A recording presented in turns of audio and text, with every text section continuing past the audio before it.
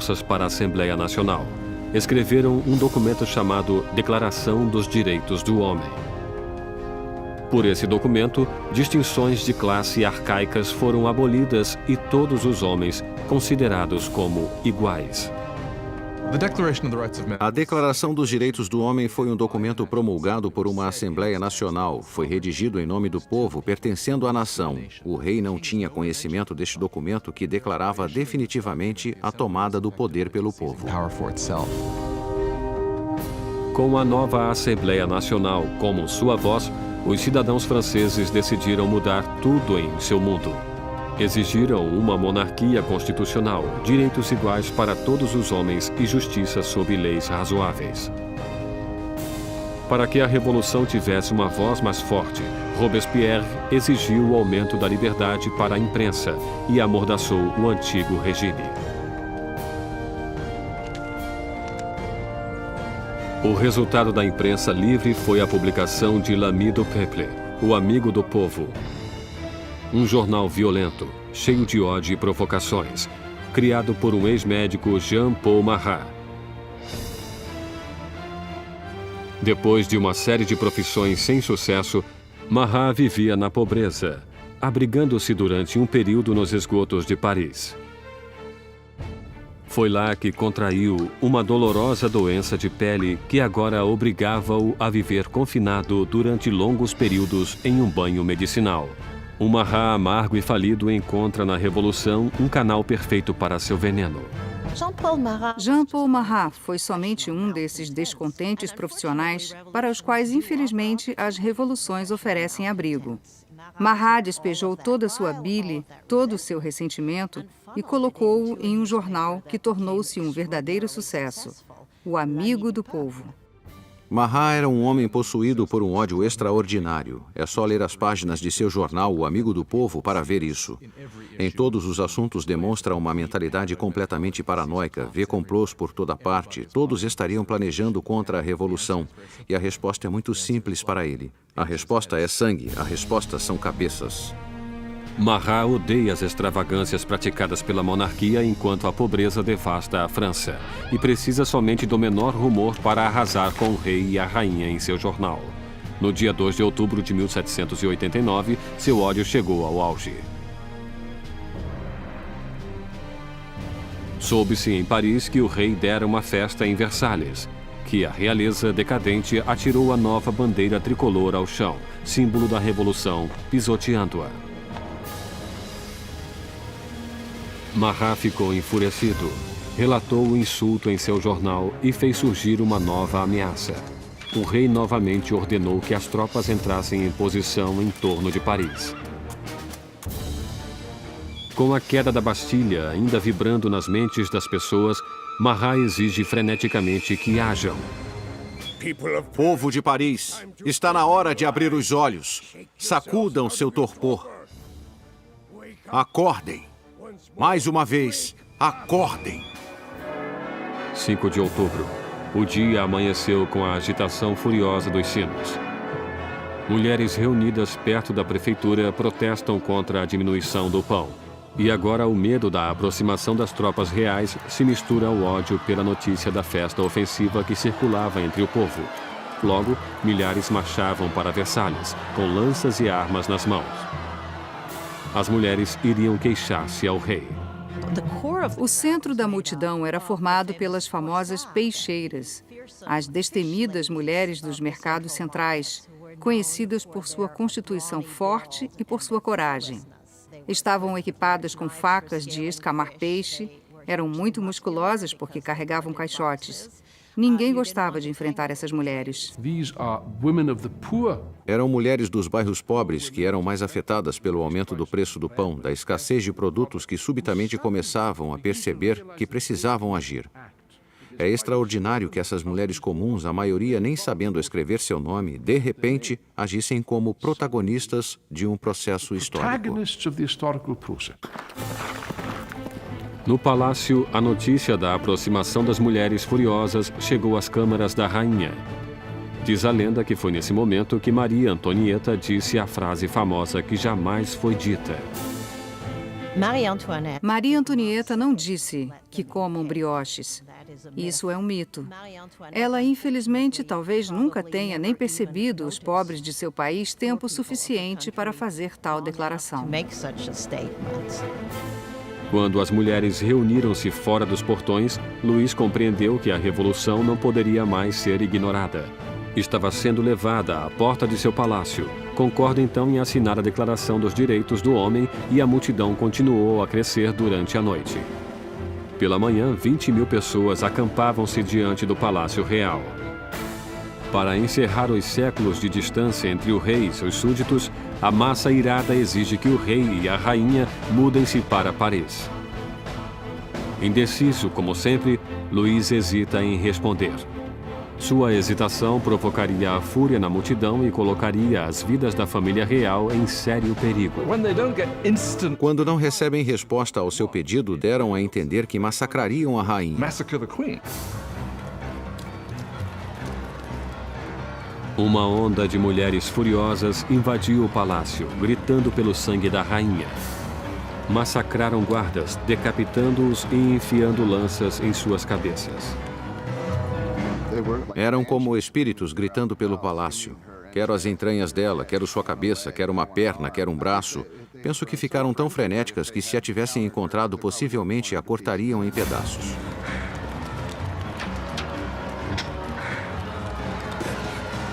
Temendo por sua vida, Maria escapa para os aposentos de Luís, poucos momentos antes das mulheres penetrarem em suas câmaras e estraçalharem sua cama. O rei e a rainha estavam à mercê da multidão. E o que ela queria era um pouco de atenção do rei.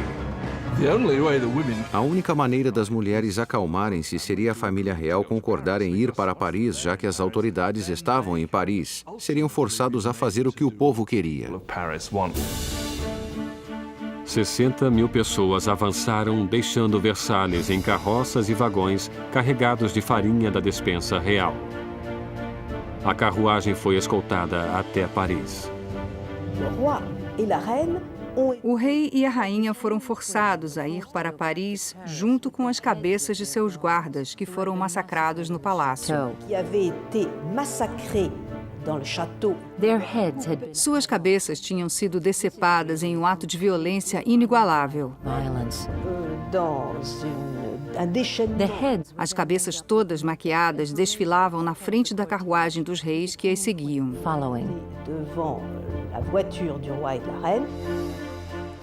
O rei e a rainha deveriam habitar agora o Palácio das Tulherias. Nunca mais veriam Versalhes. Quando a família real mudou-se para Paris, passou a ser prisioneira.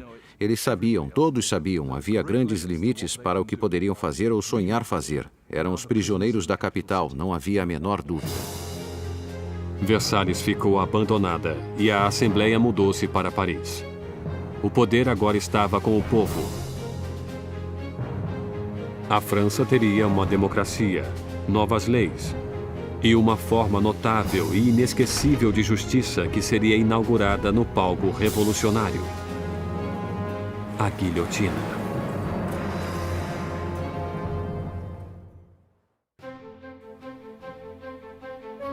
Maio de 1791, quase 2 anos depois que a família real e a Assembleia Nacional mudaram-se para Paris. Robespierre dominava a Assembleia e o Clube Jacobino, uma sociedade de debates formada em um monastério jacobino, onde reuniam-se. Naquele momento, acreditava-se que o centro da Revolução e Robespierre falavam com a força da moral. Seu verdadeiro norte era sempre o povo. Logo recebeu o apelido de O Incorruptível. A França agora era uma monarquia constitucional. O rei foi obrigado a dividir o poder com os revolucionários na Assembleia, mas a parte de Luís diminuía dia a dia, enquanto era obrigado a assinar lei após lei diminuindo sua própria autoridade, além de outra do regime feudal, a da Igreja Católica. Luís decidiu que chegara a hora de fugir da nova república e montar uma campanha para reclamar seu reinado. Luís decidiu em 1791 que precisava retomar o controle do país. e sabia que só poderia fazer isso com a ajuda de um exército estrangeiro. Teve então a ideia de fugir do Palácio das Tulherias e dirigir-se para a fronteira mais próxima. 21 de junho de 1791. O rei e a rainha, disfarçados como criados, fugiram do olhar ameaçador de Paris. Planejavam conquistar sua liberdade. Já passava da meia-noite quando a família real chegou à pequena cidade de Varennes, 160 quilômetros a leste de Paris.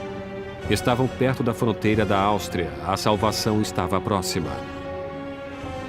Mas seu caminho para a liberdade não foi adiante.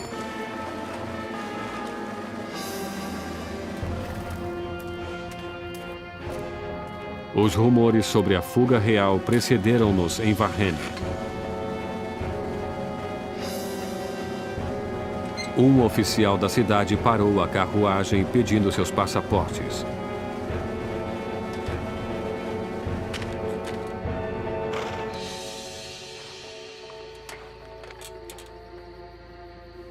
Sua suspeita foi confirmada. Era a assinatura do próprio rei. Ele ficou surpreso com a visão de seu rei. Mas a guarda revolucionária não demonstrou reverência pela realeza. O rei esperava que o povo o reconheceria e que haveria uma rebelião em seu favor. E, para seu horror e surpresa, não se deslumbravam ao reconhecê-lo. Viam-no como um fugitivo e imediatamente foi preso e levado a Paris. A ideia de que o monarca abandonara seu povo foi psicologicamente catastrófica. Esse acontecimento rompeu o laço entre Luís e seus súditos. Agora tinham um rei que não era somente supérfluo. Tinham um rei que também era um traidor. Com a família real oficialmente presa da Revolução, o poder passou de Luís, agora um rei prisioneiro, para os revolucionários na Assembleia. No coração daquele jovem governo revolucionário estava Robespierre. Ele brilha no pódio gritando por liberdade, igualdade e fraternidade. Exige o sufrágio universal e o final da escravidão nas Índias Ocidentais francesas e, mais pacialmente ainda, grita contra a pena de morte. Durante essa nova era do iluminismo, Robespierre desejava eliminar todos os remanescentes do passado primitivo e medieval. A Europa herdara um repertório macabro de todo tipo de execução vinda da Idade das Trevas. Arrastavam pelas ruas, esquartejavam, enforcavam, afogavam e queimavam em fogueiras. Sob o antigo regime havia uma escala de castigos terríveis e a decapitação era um castigo reservado para a nobreza, e uma das coisas que os revolucionários queriam desde o início era que todos fossem iguais na morte. Queriam simbolicamente que o mesmo castigo fosse aplicado em todos. Apesar da oposição de Robespierre, uma nova máquina de morte tomou o palco central de Paris. Seu inventor, Joseph Ignace Guillotin, criou um novo tipo de máquina que transformasse a antiga decapitação em um ato mais humano. O Dr. Guillotin descreve sua nova invenção para a Assembleia. O mecanismo cai como um raio. A cabeça separa-se do corpo, o sangue jorra e o homem está morto. Sendo um apreciador do derramamento de sangue, o jornalista Marat anuncia entusiasticamente o novo invento, dando-lhe o nome de guilhotina, que logo seria conhecida por outro nome, a navalha nacional. Os revolucionários franceses acreditavam em valores humanos. Acreditavam não ser necessário causar sofrimento desnecessário.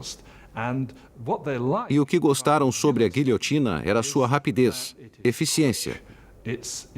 E até onde se sabe, já que ninguém voltou para dizer, era indolor. A guilhotina silenciou os inimigos internos da Revolução. Qualquer um que fosse suspeito de tramar a volta de Luís ao trono. Mas eram os inimigos que rodeavam a França que mais preocupavam a Assembleia. Havia um temor de que membros da família real que fugiram para a Áustria lançassem uma contra-revolução. A Assembleia convoca um ataque preventivo, uma declaração de guerra contra a Áustria. Mas Robespierre era contra. Robespierre é uma das poucas vozes que opunha-se à guerra, pois pensa que o inimigo venceria. Robespierre tem medo do país não estar pronto. Não tem um exército capaz de derrotar o inimigo. Portanto, esse inimigo poderia surgir e destruir a revolução. Robespierre perde o debate. Em abril de 1792, a Assembleia declara guerra à Áustria contra um país governado pela própria família de Maria Antonieta. Cresce o furor nacionalista. Se a Áustria derrotasse o exército da Revolução, Luís poderia voltar ao poder. E Maria seria suspeita de traição por se corresponder com sua família na Áustria, abandonando sua fidelidade à francesa com o movimento de uma caneta. Enquanto isso, o rei e a rainha fingem ter aderido à Revolução. Luís e Maria Antonieta fazem um jogo duplo, muitas vezes parecem concordar com a Revolução, ao mesmo tempo conspiravam contra ela. Estavam tentando sobreviver. Se quisermos ser generosos, eles eram sobreviventes, mas se quisermos olhar do ponto de vista revolucionário, estavam mentindo. Com as grandes perdas sofridas pelo exército francês na fronteira, chega a notícia de que a Prússia, aliada da Áustria, juntara-se à invasão. As tropas inimigas são mobilizadas sob o comando do Duque de Brunswick, um general prussiano. A tensão percorre as ruas de Paris. E então, os jornais publicam uma carta do Duque de Brunswick, um manifesto para a destruição de Paris se qualquer mal sucedesse ao rei e à rainha. A confusão espalhou-se. Todos queriam salvar suas vidas. 10 de agosto de 1792, 27 mil cidadãos armados, animados por um ódio indignado, dirigem-se para o Palácio das Tulherias e caíram sobre os guardas do rei em um ataque selvagem. No final do dia, mais de 800 pessoas de ambos os lados estão mortas. O rei foge para esconder-se na Assembleia, mas não existe mais a monarquia. Luís é oficialmente destituído de seu título. Nascia a República Francesa. A lâmina da guilhotina foi batizada com o sangue dos guardas remanescentes de Luís.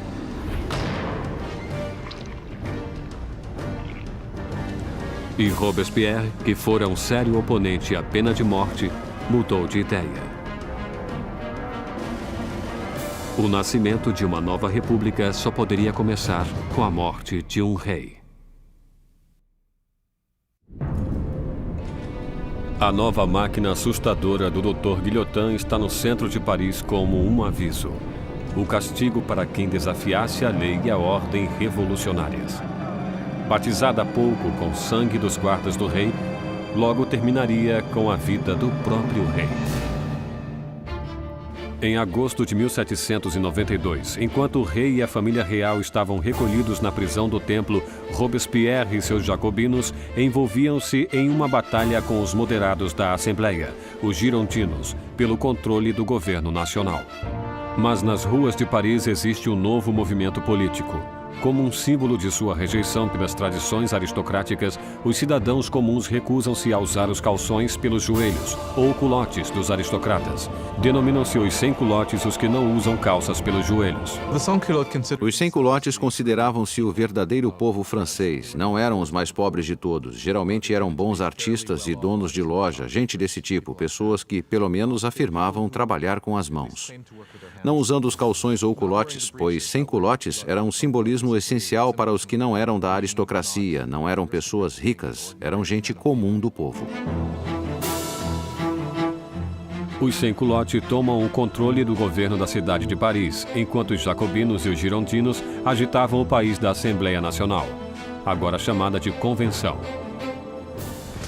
Lutavam com o comando do exército francês, que rapidamente perdia terreno para a Áustria e para a Prússia. Enquanto lutava contra os inimigos na fronteira, o governo revolucionário castigava os inimigos do interior, traidores da realeza, que poderiam entregar Paris nas mãos dos invasores. Mais de 1000 pessoas foram presas e apinhavam a prisão: padres, jornalistas, homens e mulheres comuns. Robespierre concentrava-se na crise interna. Mas seu amigo, o ministro da Justiça, Georges Danton, atiçava jovens e velhos a juntar-se à guerra na fronteira. É gregário e barulhento, tudo o que Robespierre não era. Logo, o nome de Danton era ouvido por toda Paris. Danton era um personagem maior do que o mundo, homem cheio de vida, cheio de animação, um tremendo bebedor, bagunceiro, que julgava pertencer às altas classes ou às classes educadas. Era um homem que, diferentemente de Robespierre, podia identificar-se com os trabalhadores de uma forma que Robespierre não conseguiria. Finalmente, a retórica agitada de Danton mobiliza as pessoas, inspirando muitos a partir para a linha de frente. Existe um momento famoso em que os exércitos austríacos e prussianos estavam invadindo e ele levantou-se na frente do povo de Paris e gritou: "Coragem, muita coragem, para sempre com a coragem." E ele realmente conseguia liderar o povo contra os invasores. Foi um momento extraordinário. Com tantos homens úteis partindo para a frente de batalha, deixando Paris sem defesa, as prisões estavam cheias de prisioneiros políticos. Uma nova onda de medo invadia a cidade. Conter a massa crescente de prisioneiros poderia tornar-se impossível. Marat incitou um chamado sangrento aos revolucionários para entrarem na prisão e matarem todos os prisioneiros. Os exércitos estrangeiros avançavam para Paris. Se tivessem se unido em Paris com aqueles amargos inimigos da Revolução nas prisões, claro que os resultados teriam sido terríveis também para o povo.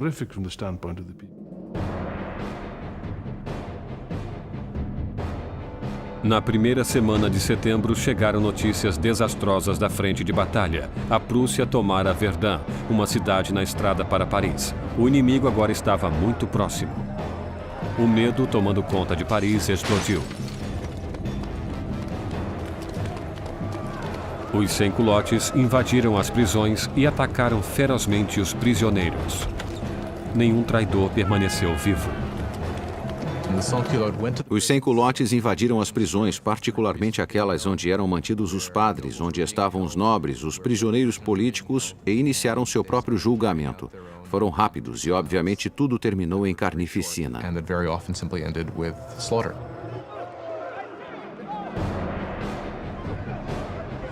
Mulheres eram estupradas brutalmente, padres eram destripados, aristocratas cortados em pedaços.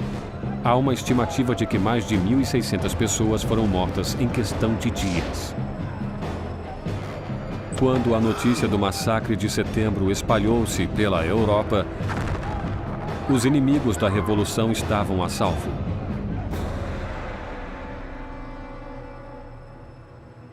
Do outro lado do canal inglês, o London Times noticiou a Revolução.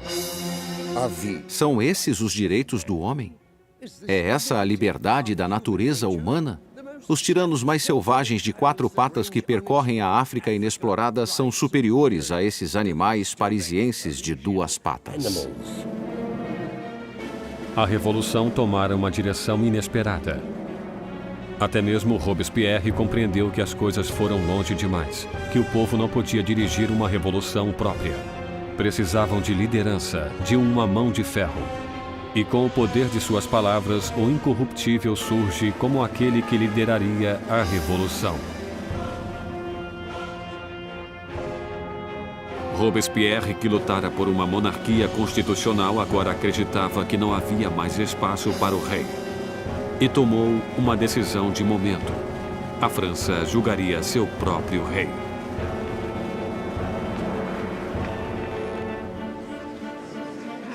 Após a conclusão do veredito, a única questão era a sua única punição. Os moderados girondinos pediam que sua vida fosse poupada, deixando-os isolados na convenção. Os girondinos cristalizaram-se como uma facção na convenção sobre o debate sobre o rei, pois mesmo desejando uma república, não tinham certeza de que o rei devesse morrer. Mas os girondinos foram vencidos pelos jacobinos que queriam sangue. Por que os jacobinos queriam matar o rei? Creio que queriam matá-lo porque, como Robespierre disse brilhantemente, temos que matar o rei para que a revolução viva. Se o rei estiver certo, a revolução estará errada. Em qualquer sistema que tenha existido, só existe uma penalidade para a traição, e esta é a morte. E nesse sentido, se o rei era culpado de trair o país em tempos de guerra, então deveria morrer como traidor. The argument is that he must suffer the death of a traitor. No dia 20 de janeiro de 1793, Luís XVI foi declarado culpado. A sentença foi lida. O rei deve morrer.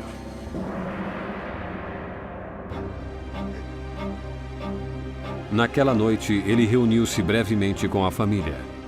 Calmo diante de suas lágrimas, prometeu voltar na manhã seguinte para uma despedida final. Não voltou. Não suportaria a angústia de sua família e não queria enfraquecer-se no caminho para a guilhotina. Pela manhã, uma carroça levou Luís para o cadafalso. E ele historicamente encaminhou-se para a lâmina.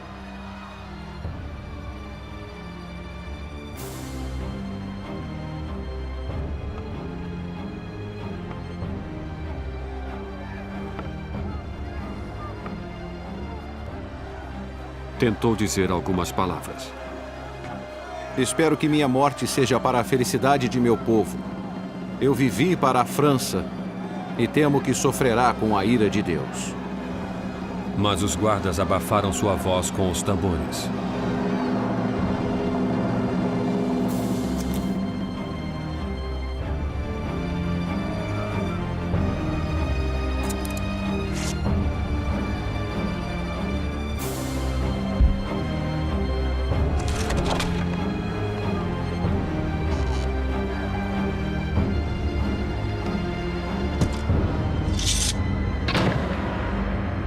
Às 10 horas e 22 minutos da manhã, o homem que fora rei não mais existia.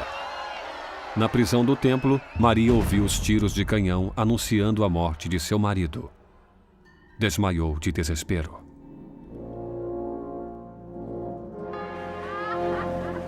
O sangue do rei foi derramado. Os revolucionários eram vitoriosos. Mas os inimigos da revolução logo clamariam uma vitória própria. Seu alvo? O homem que queria ver tantas cabeças rolarem. Jean-Paul Marat.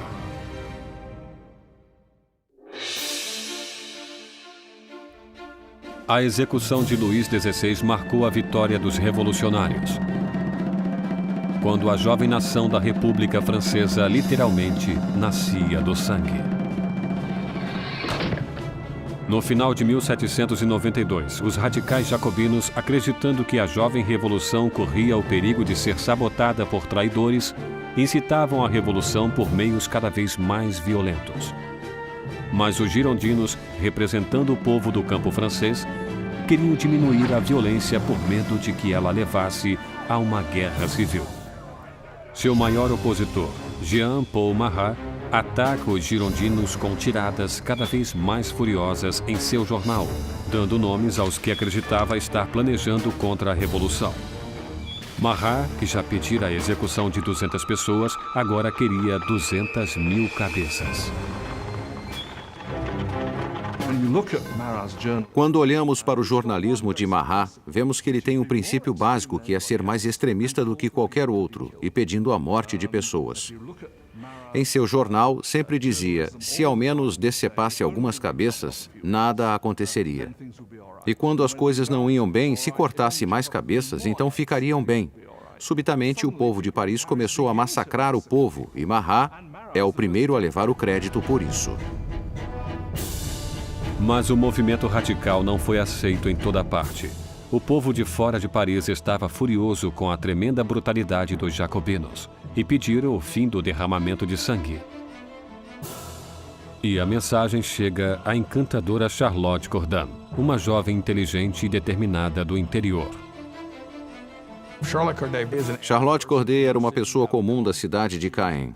Ficou perturbada com a matança que acontecia e considerou, talvez com razão, que Marat era um dos principais responsáveis por aquilo. Ele fora um instrumento do lado radical da revolução.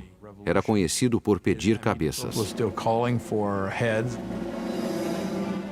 No dia 13 de julho de 1793, Charlotte Corday chegou a Paris. Sabia que o amigo do povo mantinha uma política de portas abertas em sua casa, onde podia ser encontrado a qualquer hora em seus banhos medicinais. Corday usou o pretexto de que tinha uma lista de traidores, pessoas que queriam terminar com a revolução. Marat pediu a lista, prometendo a Corday que os traidores iriam para a guilhotina no dia seguinte. Ela entregou a lista para ele e puxou um estilete, esfaqueando-o no peito.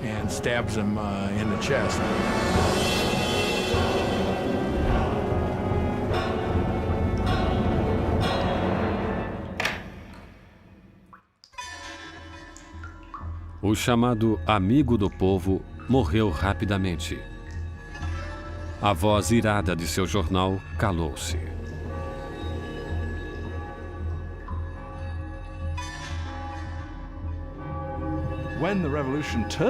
Durante o caos da Revolução, a culpa era sua, mas isso é o que seus inimigos e os que o temiam diziam.